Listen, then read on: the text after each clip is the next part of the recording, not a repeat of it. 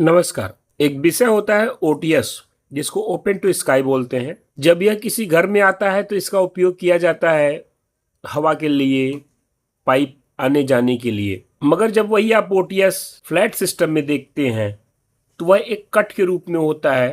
Pipe वगैरह उसमें से भी आते हैं बट वो उपयोग नहीं होता है। अब इन दो केसों में, घर के और फ्लैट के केस में, ओटीएस का क्या इम्पैक्ट आता है, ओटीएस का क्या हम ट्रीटमेंट कर सकते हैं।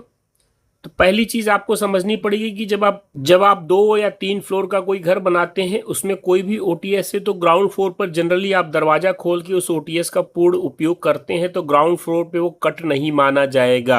आप वहां पे वॉशिंग मशीन इत्यादि सब कुछ रख के प्रॉपर यूज करते हैं। बहुत कम ही घर ऐसे मिलेंगे जहां पे ओटीएस का उपयोग नहीं हो रहा है।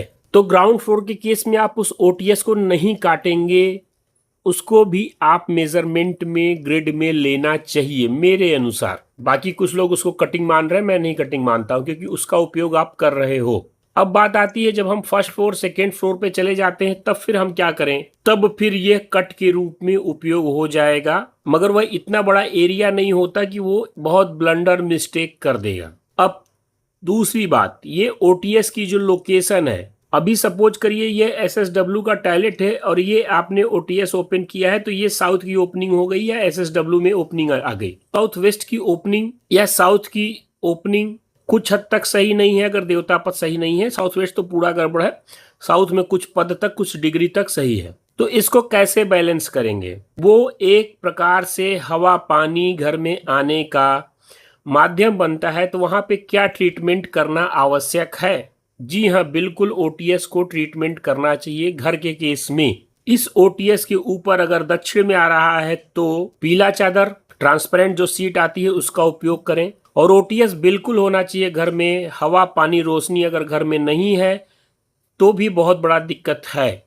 अगर आपने पूरा घर वास्तु अनुसार बना लिया और फिर भी आपके घर में अंधेरा कायम है तो भूत बंगला वो बनना है। सूर्य की किरणों से एक हमें ऊर्जा मिलती है, हवा पानी से एक हमें ऊर्जा मिलती है, तो उनका संतुलन अवश्य ही उपस्थित होना चाहिए घर में। अगर आपका प्लाट छोटा है तो आप जगह छोड़ दीजिए, ओटीएस के रूप में बड़ा है तो अगर चारों तरफ आप जगह छोड़ सकते हैं तो ठीक है। अब बात करते हैं पश्चिम साइड में। पश्चिम साइड में अगर ओटीएस है तो वहां पे क्या करेंगे, वहां पे आप ब्लू पॉलिथीन का ऊपर ब्लू सीट का उपयोग करेंगे। यह 2 रेमेडी हो गई ओटीएस के केस में, अगर दक्षिणी है या पश्चिमी है तो। अब बात करते हैं फ्लैट में। फ्लैट के केस में अगर ओटीएस है तो ये हर फ्लोर पे आपके कट के रूप में माना जाएगा। जिस दिशा का कट है उस दिशा के हिसाब से आप रेमेडी उपयोग करेंगे।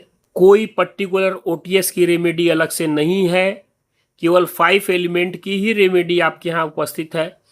वो मैं अगली वीडियो में हर एक दिशा की जितनी आज के डेट में उपस्थित रेमेडीज हैं, इसकी एक वीडियो जल्द ही मैं उपस्थित करूंगा। धन्यवाद।